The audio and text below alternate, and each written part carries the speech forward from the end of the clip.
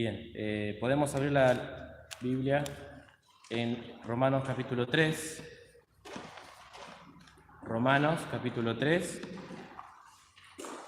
Vamos a dar lectura desde el versículo 19 hasta el 28. En la página 172 del Nuevo Testamento.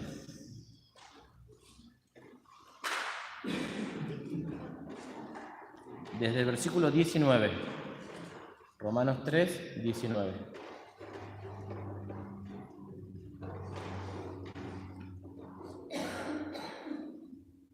Dice así la palabra de Dios. Empero sabemos que todo lo que la ley dice, a los que están en la ley lo dice, para que toda boca se tape y que todo el mundo se sujete a Dios. Porque por las obras de la ley ninguna carne se justificará delante de él, porque por la ley es el conocimiento del pecado. Mas ahora, sin la ley, la justicia de Dios se ha manifestado, testificada por la ley y por los profetas.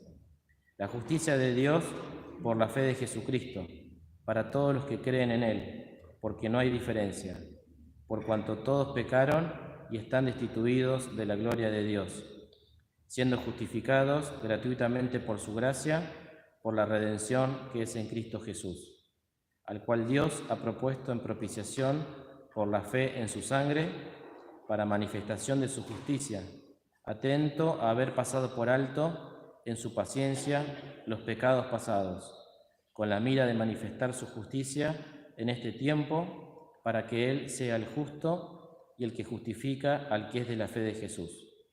¿Dónde pues está la jactancia? Es excluida. ¿Por cuál ley? ¿De las obras? No, mas por la ley de la fe. Así que concluimos ser el hombre justificado por fe sin las obras de la ley. Hasta aquí la lectura de la palabra de Dios. Esperamos que el Señor nos pueda bendecir y también le pueda bendecir a Hugo al considerar este pasaje.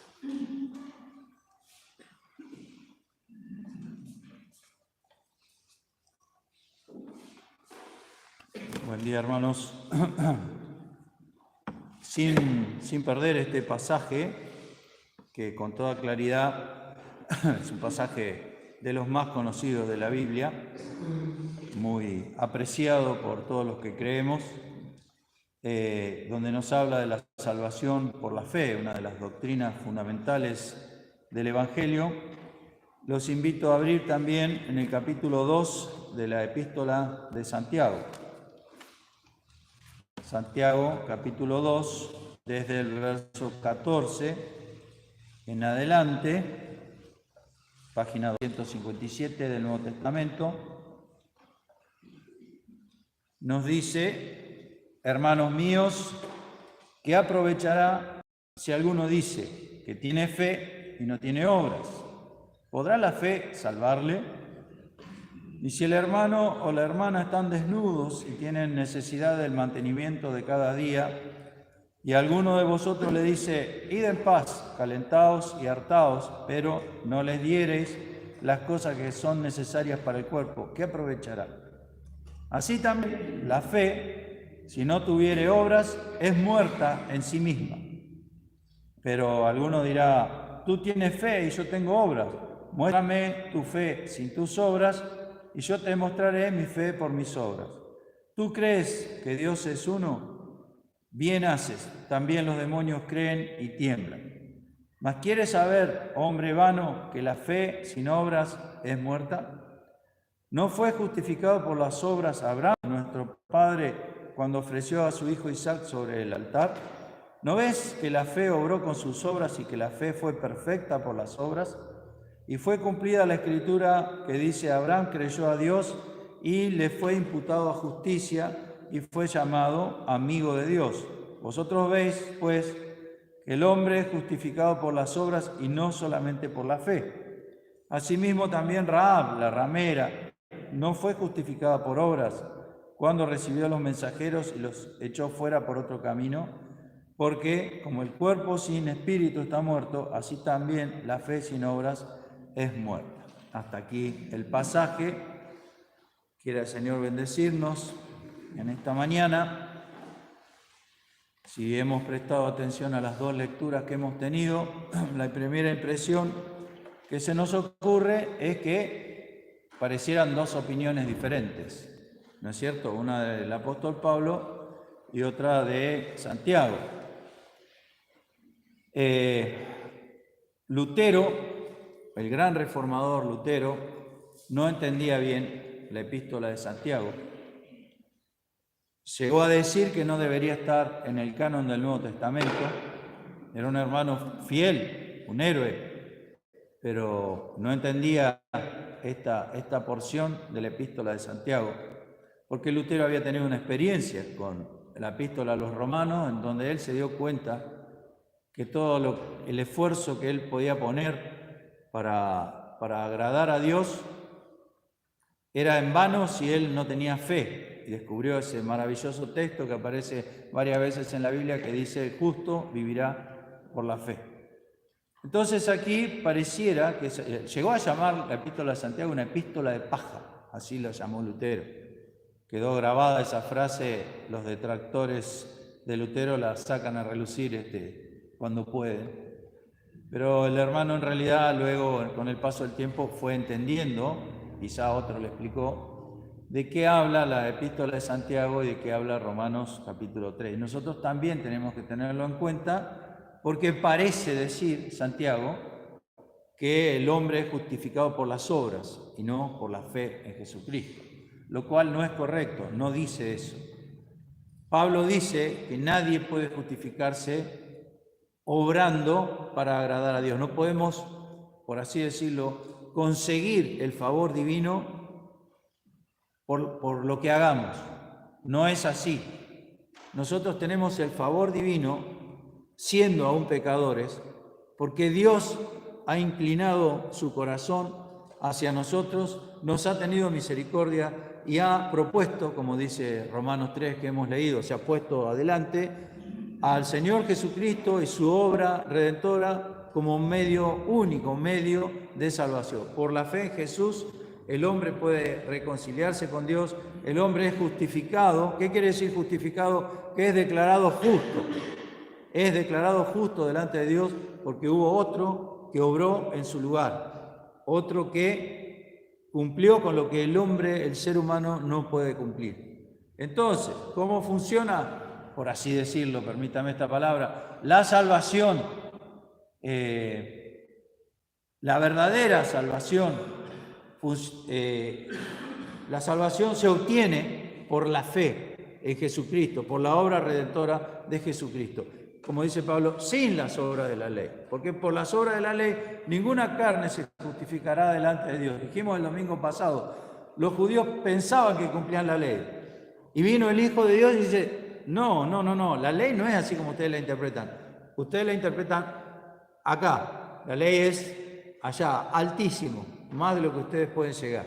Empezó no solamente a explicarles la interpretación de la ley, sino a profundizarla y tratar no con los hechos externos, sino con el corazón del hombre, porque dijo el Señor que del corazón vienen los problemas, en otras palabras. De ahí sale todo lo malo que contamina al hombre. Comer, dice el Señor, con las manos sin lavar no lo contamina al hombre.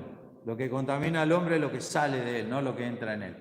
Entonces, queda claro que el hombre no puede justificarse delante de Dios, ser declarado justo porque cumpla por la ley. Lo explica Santiago en los versículos que leímos el domingo pasado. El que ofendiera en un punto es hecho culpado de todo, porque es el mismo el que dijo una cosa y el que dijo otra. Así que si yo transgredo un mandamiento, ya soy hecho culpable. Así que yo tengo que acudir obligadamente a Cristo si me quiero salvar de la condenación eterna para que Él me dé su salvación.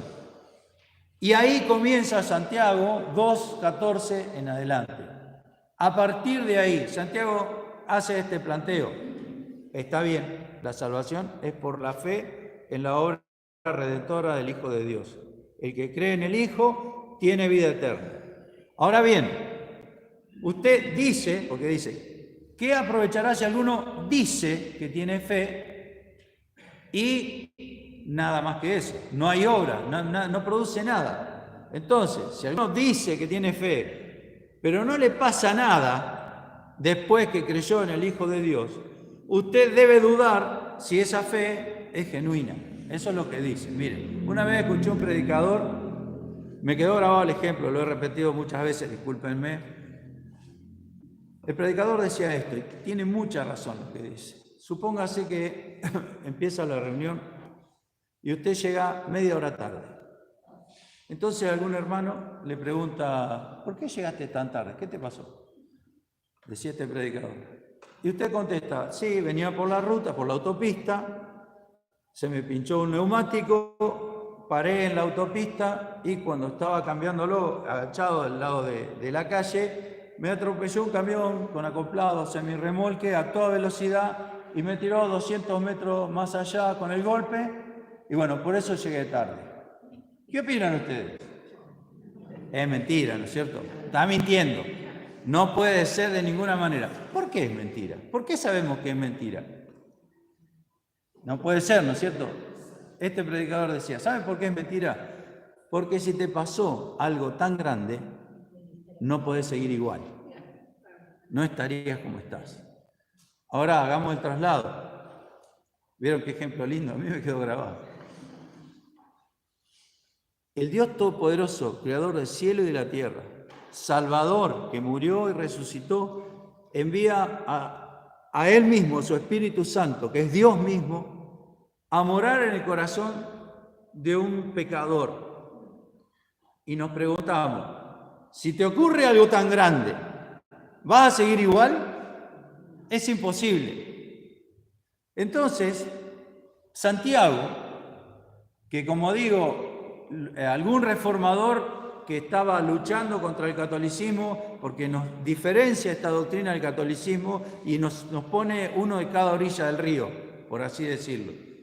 El Evangelio, lo que marca la diferencia del Evangelio con absolutamente todas las demás religiones, no hay ni una excepción, el Evangelio y todas las otras religiones, el Evangelio verdadero, el Evangelio se diferencia de las demás religiones porque el Evangelio proclama la salvación por gracia, por la sola fe en Cristo Jesús.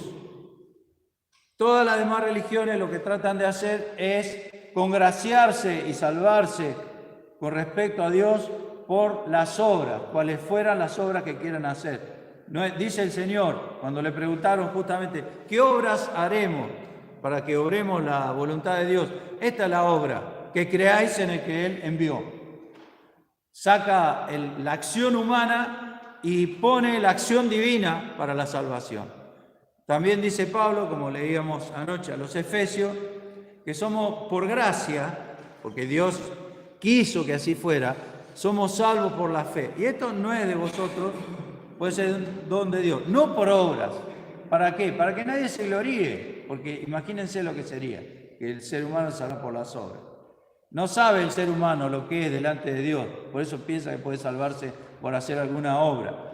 No sabe la podredumbre del pecado que anida en el corazón del hombre. Por eso muchos intentan salvarse por las obras. Pero Pablo dice que somos criados, o sea, una vez que hemos sido plantados en Cristo y empezamos a crecer, somos criados en Cristo Jesús para buenas obras, las cuales ya tiene Dios preparadas desde antes de la fundación del mundo. El camino del cristiano está ya planeado por Dios desde el principio.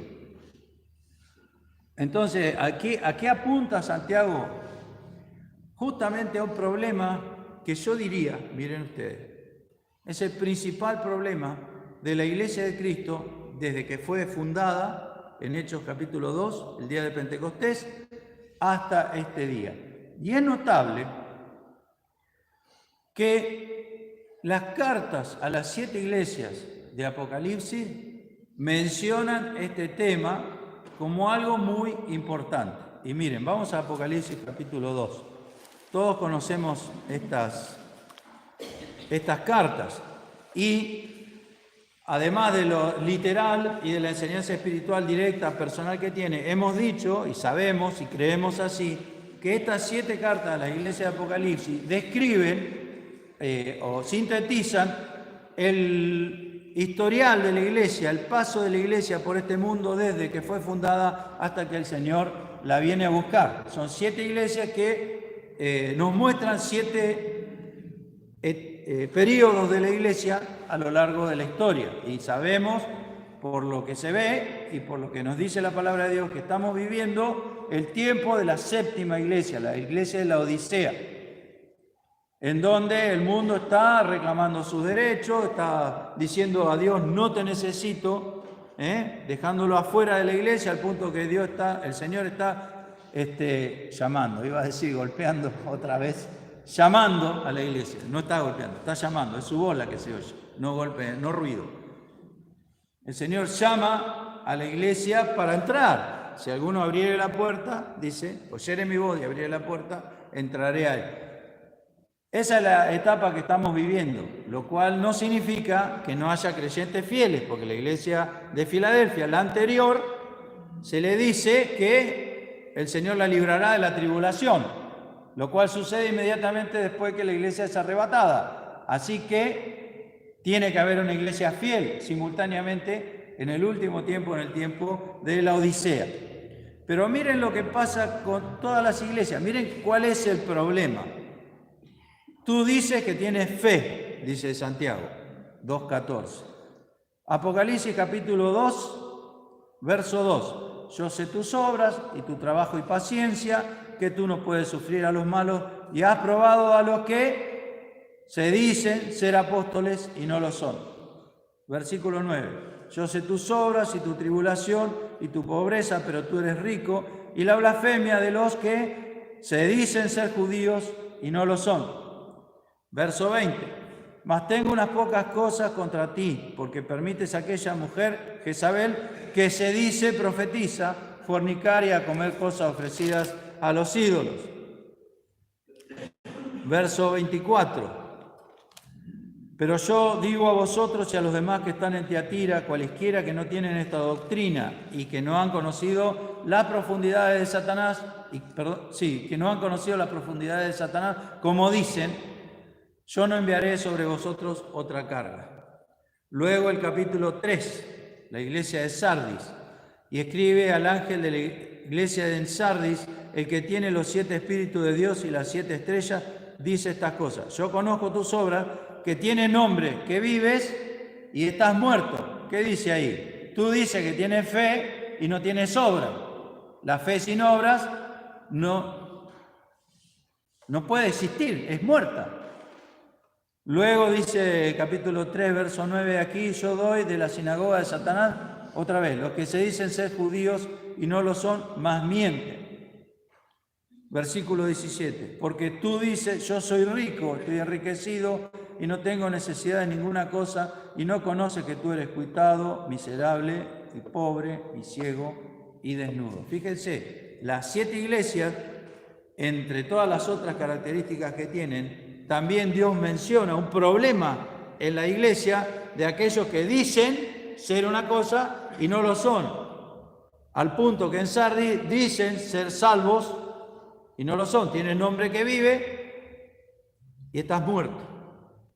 Entonces, evidentemente el Señor, porque no olvidemos que esta fue la primera carta que se escribió, está apuntando a un problema que es grave en la iglesia y que ocasiona este problema la pérdida de muchas almas, porque aquel que dice que tiene fe, pero no le cambia nada el hecho de tener fe, tiene una fe nominal, un título, dices, tienes nombre que vives y estás muerto. Entonces Santiago en esta porción desarrolla y ataca, podríamos decir, el problema, aborda el problema de la fe, que dice ser fe, pero que no tiene obra. Y lo va a hacer a través de 4 ejemplos que están muy claros en la sola lectura. El primer ejemplo es el verso 15, si el hermano o la hermana están desnudos y tienen necesidad del mantenimiento de cada día. Fíjense, desnudo,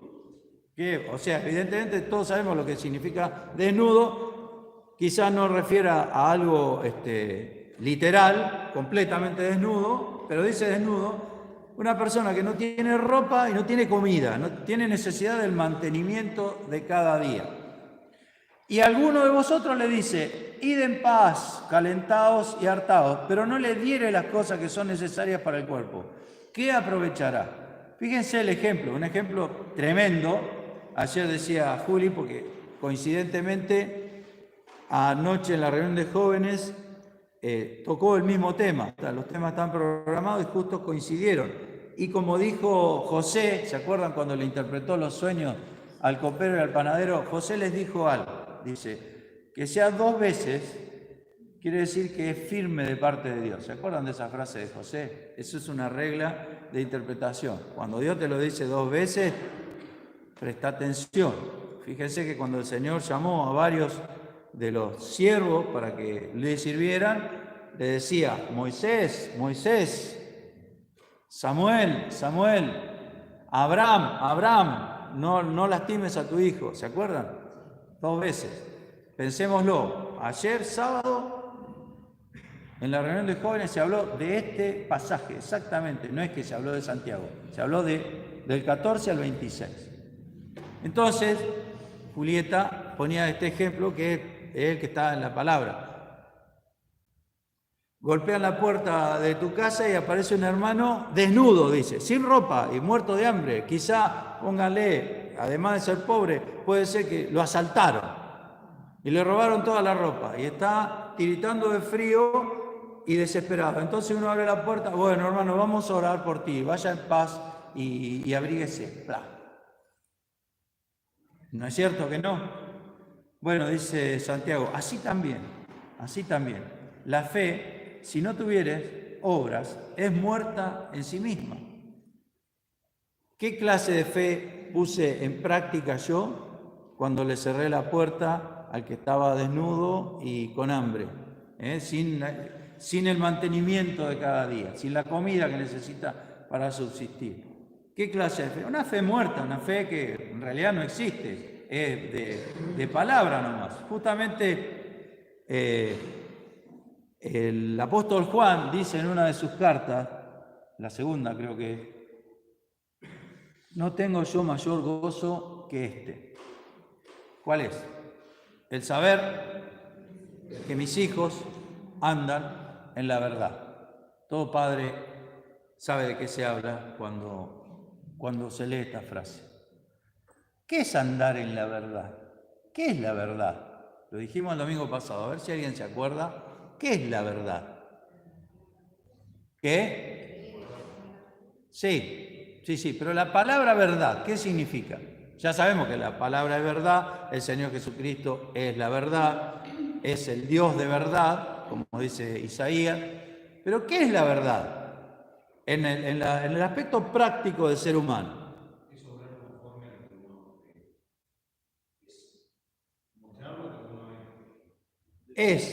Podríamos definir la verdad así, una de las maneras de definir la verdad. Lo que yo pienso y siento, lo que yo hablo y lo que yo hago coinciden absolutamente. Eso es la verdad. ¿Qué es la mentira? Es que estoy pensando una cosa pero te digo otra o actúo fingiendo, ¿no es cierto? Esa es la mentira.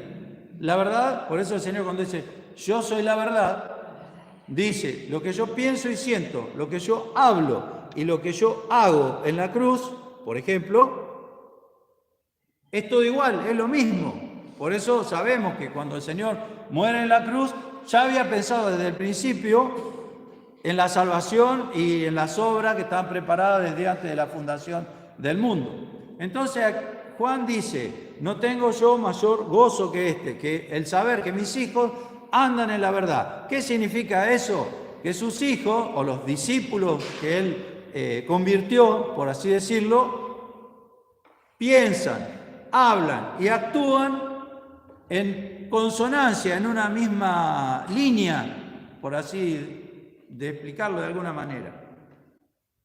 Lo contrario es lo que dice Santiago. Dice que tiene fe, pero acá no pasa nada. Viene el hermano que está recontra necesitado y el portazo. Voy a orar por vos.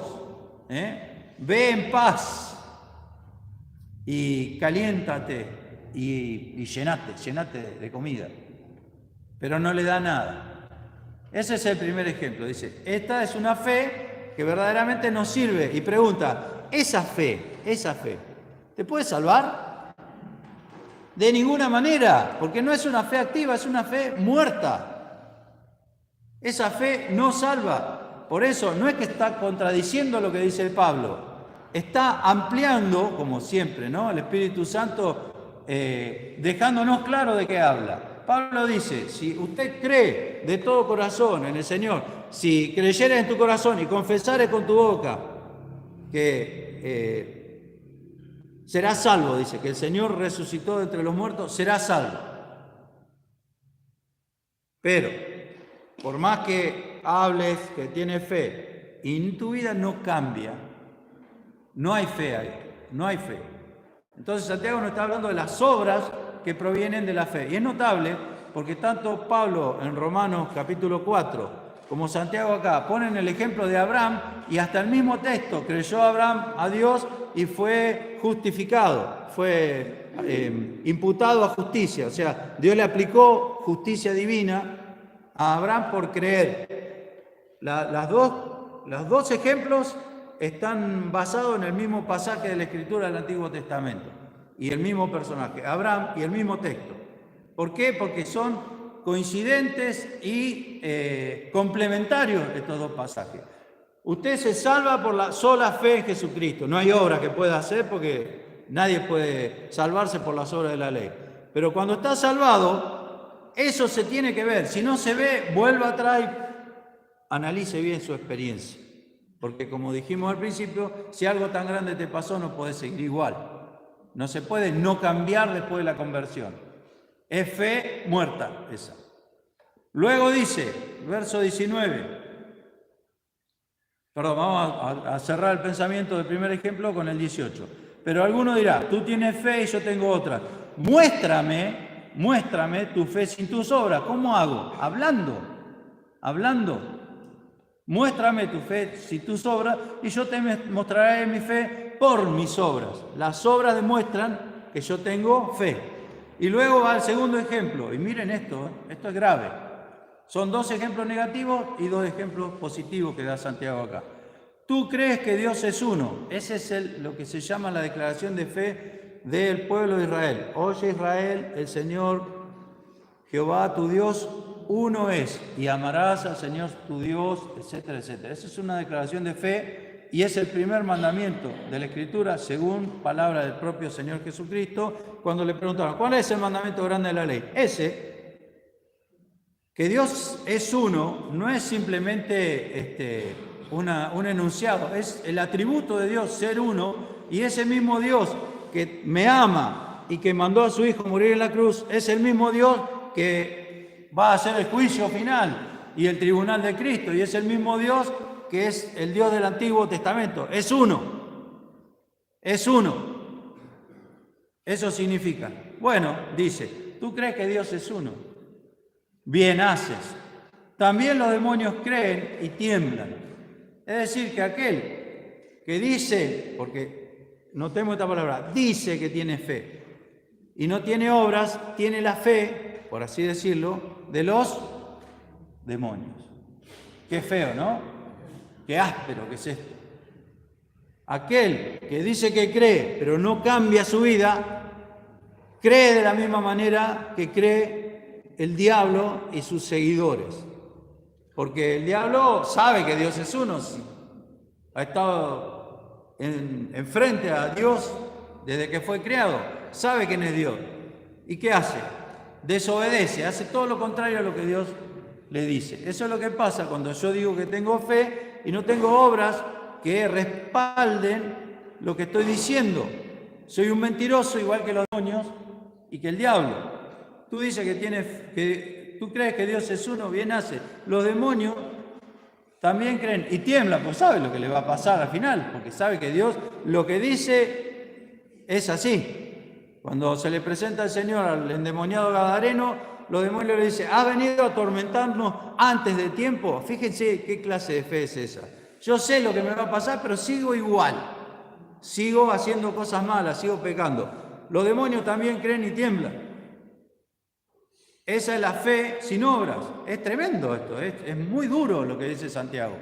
No se guardó nada. Y luego muestra dos ejemplos positivos.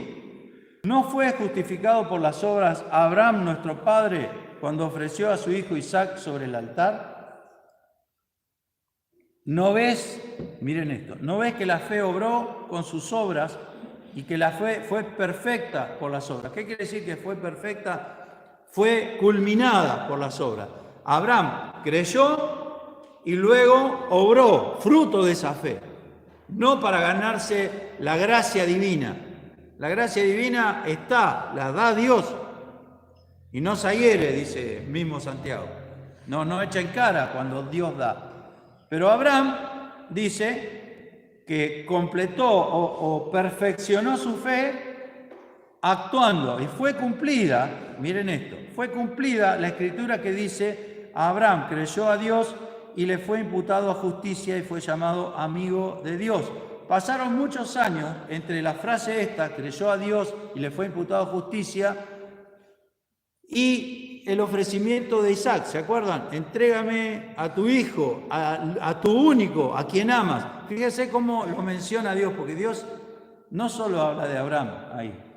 Dios está hablando de sí mismo, porque en última instancia, al último momento, Dios le dijo: no le hagas daño al muchacho. Pero no hubo ninguna voz cuando Dios, siendo el Padre, tuvo que sacrificar a su hijo. No hubo una voz que dijera: no hagas daño al muchacho. Ninguno de nosotros podía decir esa frase: no hagas daño al muchacho. Porque el muchacho, aquel que moría en la cruz, nos estaba salvando a nosotros. No podíamos decir nada. Pero Dios sí se lo dijo a Abraham. Esa es la gracia divina. No hagas daño al muchacho. Dios proveerá el cordero para el sacrificio. Y volvieron.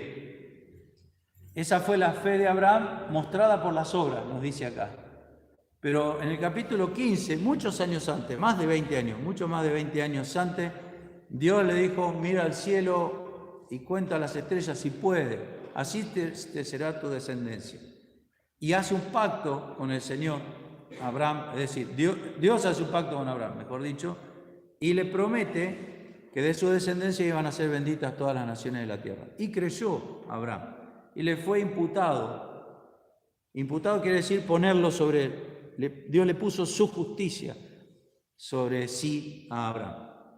Pero pasan los años, y ustedes saben, conocemos la historia de Abraham. Abraham no solamente hizo aciertos en su vida, cometió errores también, por ejemplo, el nacimiento de Ismael, pensando que, bueno, voy a tener que hacer algo para que se cumplan las promesas de Dios.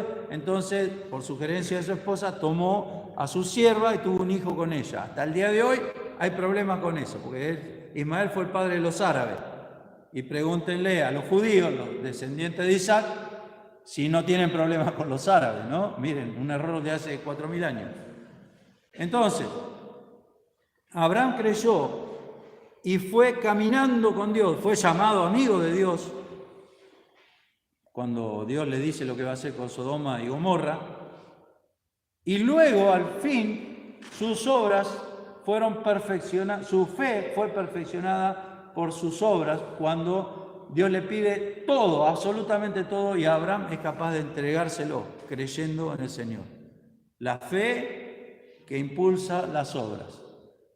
No pensemos en Abraham como que el primer día, esto es muy importante al leer la vida de Abraham, porque dice: es nuestro padre, dice Pablo en el capítulo 4 de Romanos.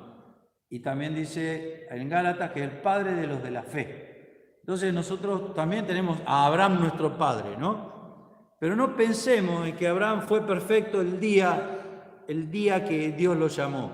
Abraham fue perfeccionando su fe, haciéndola crecer a través del camino que Dios le hizo transitar. Y nosotros igual, quizá hoy te falta la fe para algo. Quizá hoy me falla la fe, como le pasó a Pedro, que negó al Señor. Dice: yo he orado por ti para que tu fe no falte, pero a él le está faltando la fe. Pero también la fe no debe faltar para el arrepentimiento. La fe no debe faltar para la reconciliación. La fe no debe faltar para levantarme de vuelta y volver a empezar con el Señor. Esas también son las obras de la fe. Porque nosotros, dice la palabra de Dios, que el justo cae 7 veces. 7 veces cae el justo. ¿Y qué pasa? Dios no lo deja caído, lo vuelve a levantar. porque ha puesto su justicia. Pero si cayó, ¿por qué cayó el justo? Porque los justos también cometen errores. Los justos también caen. Dice Pablo a los Corintios, ¿tú quién eres que juzgas siervo ajeno? Para Dios, ¿cómo está? En pie. Para Dios está en pie. Una forma de estar delante de Dios. En pie. Bienaventurado, dice el Señor, los que estén en pie cuando venga Él. Pero también está el caso 2 en esa frase. O cayó, o sea, puede estar en pie, o cayó, ¿y qué pasó? ¿O qué va a pasar? ¿Se acuerdan de ese texto? ¿Qué dice el texto? Volverá a levantarse. ¿Por qué? Porque Dios no dejará caído para siempre al justo. Entonces, ¿tú quién eres que juzgas siervo ajeno? Para Dios está en pie, o cayó y volverá a levantarse, porque Dios no lo va a dejar caído. Entonces, ¿qué tiene que hacer la fe activa, la fe que mostró Abraham en sus obras? Saber que muchas veces el justo puede caer. No es lo ideal, no debería suceder, pero sucede. Y Dios no se quedó sin argumento. Uy, cayó el justo y ahora ¿cómo hago? No se quedó sin argumento. Dios, es todopoderoso. A David cuando cayó le dijeron, ¿qué frase le dijeron a David cuando cayó?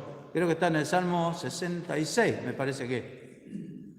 No hay, ¿alguien se acuerda de ese texto? No hay para él salud en Dios. Listo, el que cayó no volverá a levantarse. Eso le decían a David. No hay, ya está, irrecuperable. Cayó y no hay vuelta atrás. La fe de ese que cayó en aquel que levanta aún de los muertos a las personas, obra levantándose, no quedándose caído. Ese es el movimiento de la fe. Es la obra que produce la fe. Aunque cayere, me volveré a levantar porque Dios me levanta. La fe es aliento de parte de Dios, es el soplo de fortaleza que Dios da a sus hijos. Y luego tenemos a Rahab, último ejemplo, verso 25. Asimismo, también Rahab, la ramera, no fue justificada por obras cuando recibió los mensajeros y los echó fuera por otro camino. Ustedes recuerdan, la conquista de Jericó. Rahab vivía en Jericó, era una mujer pagana y era ramera. Y ella, cuando llegan los espías que Josué manda para ver la ciudad por dentro, a ver los puntos débiles para atacarla, ella los esconde cuando se entera que habían entrado los espías y los larga por otro camino para que no los maten, para salvarlos. Y dice, prométanme que cuando vengan me van a proteger a mí y a mi familia y yo me voy a ir con ustedes. Esta mujer actuó creyendo lo que Dios había dicho. Y en esto también tenemos que tener en cuenta, porque no hay fe si no se oye, ¿qué cosa? La palabra de Dios. La fe viene por el oír, y el oír por la palabra de Dios. Tanto Abraham como Rahab escucharon la palabra de Dios, la creyeron, y eso se manifestó en sus acciones. Creyó Abraham a Dios y le fue atribuido o imputado a justicia. Dios lo justificó, lo declaró justo por creer. Y sus obras fueron acorde con lo que había creído. Rahab le dijo a los espías, hemos oído lo que Jehová hizo en Egipto. 40 años habían pasado. 40 años. Y ella lo había creído. Quizás se lo había dicho a alguien, no sabemos qué edad tenía ella cuando llegan los espías a su casa, pero ella había creído en la palabra de Dios. Dice, nuestro corazón está derretido por el terror que nos produce los hechos divinos en el pueblo de Israel, y por eso, como cree en la palabra de Dios, obra en consecuencia, protege a los espías y pide salvación. Entonces dice, Rahab fue justificada por obras cuando recibió a los mensajeros y los echó fuera por otro camino. Una fe fundamentada, porque es básico esto. Estas son, miren, conviene aclarar esto. Hay un grupo de doctrinas que se llaman las doctrinas fundamentales de la fe. De ahí viene el nombre de fundamentalista de algunos creyentes, contrario a la crítica racionalista y al liberalismo, que son falsa doctrina y básicamente incredulidad disfrazada de religión. Estas son doctrinas fundamentales de la fe, sin las cuales el hombre, el ser humano, no se puede salvar. Por eso son fundamentales. Yo no puedo salvarme si creo que Jesucristo es un ángel que Dios envió. Jesucristo es Dios hecho hombre. Yo no puedo salvarme si no creo en la resurrección de Cristo. No puedo salvarme si no creo en el nacimiento virginal, porque eso afecta la santidad del Hijo de Dios. Y no puedo salvarme si no tengo fe, si no creo que es por fe y no por obras. Pero también es muy importante que la fe sea demostrada externamente, porque eso sería andar en verdad. Entonces Rahab y Abraham coinciden, porque también en Hebreos 11 se los menciona a los dos, como los héroes de la fe, entre otros, escucharon la palabra de Dios, la creyeron. Entonces vamos a ir por parte para comparar nuestra experiencia con estos dos ejemplos positivos que nos da Santiago. ¿Escuchaste la palabra de Dios? Todos hemos escuchado la palabra de Dios. ¿La creíste? Sí. ¿Sí? ¿Todos creen? Levante la mano. ¿Quién no cree del todo? No. Mucha apuro. ¿Quién no cree del todo que la Biblia es la palabra de Dios? ¿Alguno no cree que la Biblia sea de Génesis y Apocalipsis la palabra de Dios? ¿Tú crees? Bien. ¿Aceptaste al Señor Jesucristo como tu único y suficiente Salvador, creyendo en la obra y arrepintiéndote de tus pecados? ¿Sí o no? Sí. ¿Todos? ¿Todos? Es importante, no se puede seguir. Paramos acá, si no hemos hecho esto. Porque si no estás creyendo, si escuchaste y creíste y no aceptaste, estás haciendo lo mismo que ¿quién? Que los demonios. Estás comportándote verdaderamente como un hijo del diablo, que cree pero no acepta, cree y tiembla. Uy, lo que me va a pasar, me voy a ir al infierno. Y ahí sigue. Eso les pasa a los demonios. Y no debería pasarle a ninguno de los que estamos aquí. Sí, leíste, oíste, creíste, ahora esa fe en creer la palabra de Dios tiene que obrar primeramente en arrepentimiento y en salvación. Si no llegamos a eso, no hay manera de seguir, porque es fe muerta. No es activa esa fe, está muerta. ¿A quién se le ocurriría ir en el verano a recoger fruto de una planta que está seca? A ver si el duraznero que se me secó el año pasado ha dado durazno, sería, ¿no es cierto? A nadie se le ocurre hacer, ¿no? Si se secó el año pasado. La fe sin obras es muerta. ¿Qué voy a pretender que haya fruto de una fe muerta? Entonces yo oí, creí, acepté, porque si no acepté, tengo una fe como tienen los demonios. Los demonios también creen y están ahí temblando porque saben la que le espera, porque saben que Dios lo que dice lo cumple. Pero si ya recibí al Señor, si ya creí, ahora mis obras tienen que reflejar lo que hay en mi vida. ¿Y cómo se refleja? Abandonando la vida vieja y abrazando la vida nueva. Yo no puedo decir que el Señor me salvó si vivo como mundano. ¿De qué me salvó entonces? Si sigo con mis vicios, sigo con mis malas costumbres, sigo dando rienda suelta a mi carácter, cual sea, depresivo, activo, porque los caracteres nuestros difieren entre sí. Pero todas esas manifestaciones son de la naturaleza caída que tenemos. Entonces eso tiene que cambiar. Ahora debería tener el carácter de Cristo. Como vemos, Santiago la complica bastante, ¿no es cierto? Diciéndonos, bueno, ¿ya creíste? ¿Y cómo lo estás demostrando? Entonces, vemos que también el hecho de haber creído y haber sido salvado nos implica no solo reconocer al Señor como Salvador, sino como Señor, Señor y Salvador. Él es mi dueño, Él es el que me manda, es el que me guía, el que me dirige. Entonces, me dice que tengo que obedecerle por la fe para que se manifiesten las obras de la fe y no las obras de la carne. La nueva criatura tiene que mostrarse.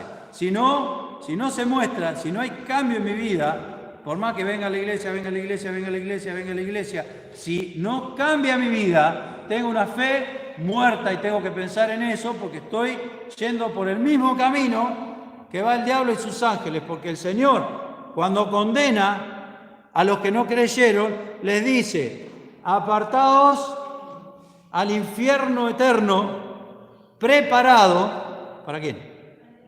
Para el diablo y sus ángeles. Miren si Dios no quiere salvar a las personas, que ni siquiera hizo un infierno para el hombre.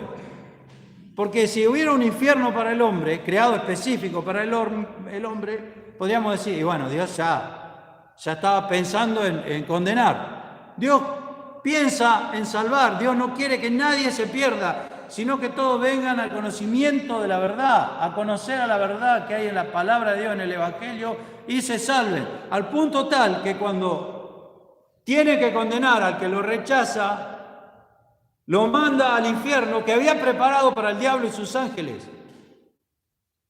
Entonces, si yo digo que tengo fe y no tengo obras que avalen la fe que hay en mí, estoy siguiendo el mismo camino de los demonios y voy al mismo lugar que ellos. Entonces, Santiago aquí está poniendo esta exposición de la doctrina cristiana con la gravedad y con la seriedad que merece esta doctrina cristiana, porque tiene que ver con la salvación de las almas y tiene que ver con la vida de la iglesia. No en vano, el Espíritu Santo le escribe a las 7 iglesias y en todas las iglesias hay uno que dice, pero, dice el Espíritu Santo. Tú dices, pero, ¿no?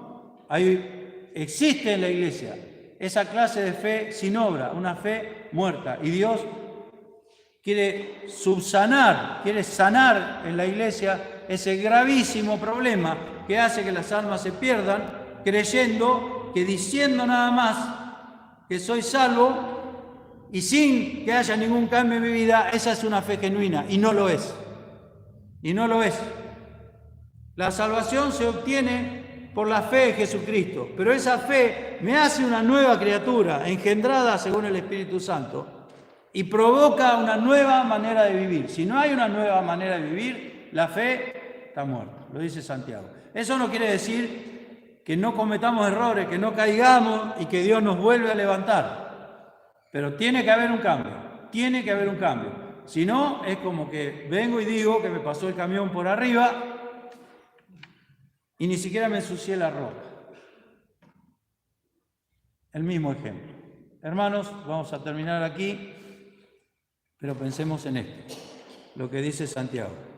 Porque como el cuerpo sin espíritu está muerto, así también la fe sin obras es muerta.